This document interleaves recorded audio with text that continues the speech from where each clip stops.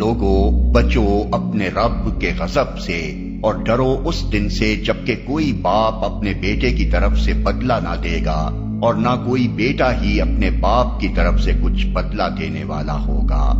فی الواقع اللہ کا وعدہ سچا ہے، بس یہ دنیا کی زندگی تمہیں دھوکے میں نہ ڈالے اور نہ دھوکہ باز تم کو اللہ کے معاملے میں دھوکہ دینے پائے، کچھ بدلہ دینے والا ہوگا۔ یعنی دوست، لیڈر، پیر اور اسی طرح کے دوسرے لوگ تو پھر بھی دور کا تعلق رکھنے والے ہیں، دنیا میں قریب ترین تعلق اگر کوئی ہے تو وہ اولاد اور والدین کا ہے، مگر وہاں حالت یہ ہوگی کہ بیٹا پکڑا گیا ہو تو باپ آگے بڑھ کر یہ نہیں کہے گا کہ اس کے گناہ میں مجھے پکڑ لیا جائے، اور باپ کی شامت آ رہی ہو تو بیٹے میں یہ کہنے کی ہمت نہیں ہوگی کہ اس کے بدلے مجھے جہنم میں بھیج دیا جائے۔ اس حالت میں یہ توقع کرنے کی کیا گنجائش باقی رہ جاتی ہے کہ کوئی دوسرا شخص وہاں کسی کے کچھ کام آئے گا؟ لہذا نادان ہے وہ شخص جو دنیا میں دوسروں کی خاطر اپنی عاقبت خراب کرتا ہے یا کسی کے بھروسے پر گمراہی اور گناہ کا راستہ اختیار کرتا ہے۔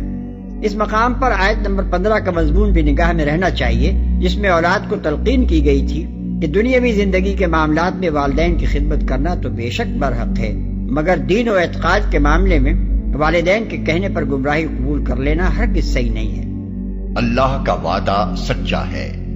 اللہ کے وعدے سے مراد یہ وعدہ ہے کہ قیامت آنے والی ہے اور ایک روز اللہ کی عدالت قائم ہو کر رہے گی جس میں ہر ایک کو اپنے اعمال کی جواب دہی کرنی ہوگی۔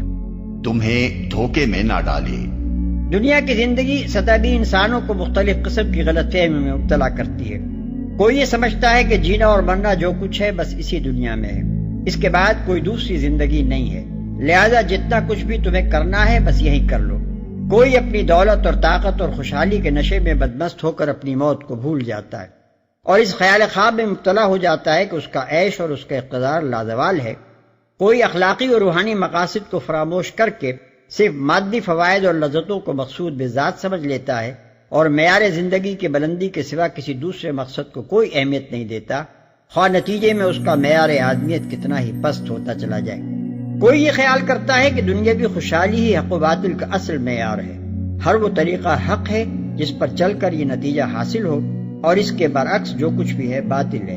کوئی اسی خوشحالی کو مقبول بارگاہ الہی ہونے کی علامت سمجھتا ہے اور یہ قاعدہ کلیہ بنا کر بیٹھ جاتا ہے کہ جس کی دنیا خوب بن رہی ہے خواہ وہ کیسے ہی طریقوں سے بنے وہ خدا کا محبوب ہے، اور جس کی دنیا خراب ہے چاہے وہ حق پسندی اور راست بازی ہی کی بدولت خراب ہو اس کی عاقبت بھی خراب ہے۔ یہ اور ایسی ہی جتنی غلط فہمیاں بھی ہیں ان سب کو اللہ تعالیٰ نے اس آیت میں دنیاوی زندگی کے دھوکے سے تعبیر فرمایا ہے۔ دھوکہ دینے پائے۔ الغرور یعنی دھوکے باز سے مراد شیطان بھی ہو سکتا ہے، کوئی انسان یا انسانوں کا کوئی گروہ بھی ہو سکتا ہے، انسان کا اپنا نفس بھی ہو سکتا ہے اور کوئی دوسری چیز بھی ہو سکتی ہے۔ کسی شخص خاص یا شے خاص کا تعین کیے بغیر اس وسیع المعنی لفظ کو اس کی مطلق صورت میں رکھنے کی وجہ یہ ہے کہ مختلف لوگوں کے لیے فریب خوردگی کے بنیادی اسباب مختلف ہوتے ہیں۔ جس شخص نے خاص طور پر جس ذریعے سے بھی وہ اصل فریب کھایا ہو، جس کے اثر سے اس کی زندگی کا رخ صحیح سمت سے غلط سمت میں مڑ گیا ہو، وہی اس کے لیے الغرور ہے۔ اللہ کے معاملے میں دھوکہ دینے کے الفاظ بھی بہت وسیع ہیں،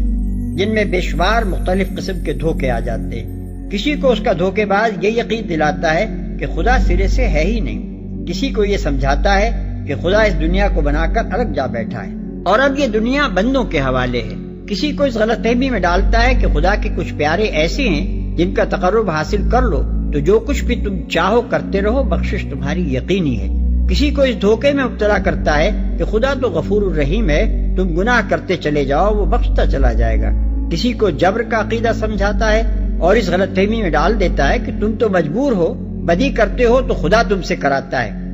اور نیکی سے دور بھاگتے ہو تو خدا ہی تمہیں اس کی توفیق نہیں دیتا۔ اس طرح کے نامعلوم کتنے دھوکے ہیں جو انسان خدا کے بارے میں کھا رہا ہے، اور اگر تجزیہ کر کے دیکھا جائے تو آخر کار تمام گمراہیوں اور گناہوں اور جرائم کا بنیادی سبب یہی نکلتا ہے کہ انسان نے خدا کے بارے میں کوئی نہ کوئی دھوکہ کھایا ہے، تبھی اس سے کسی اعتقادی ضلالت یا اخلاقی بے راہ روی کا صدور ہوا ہے۔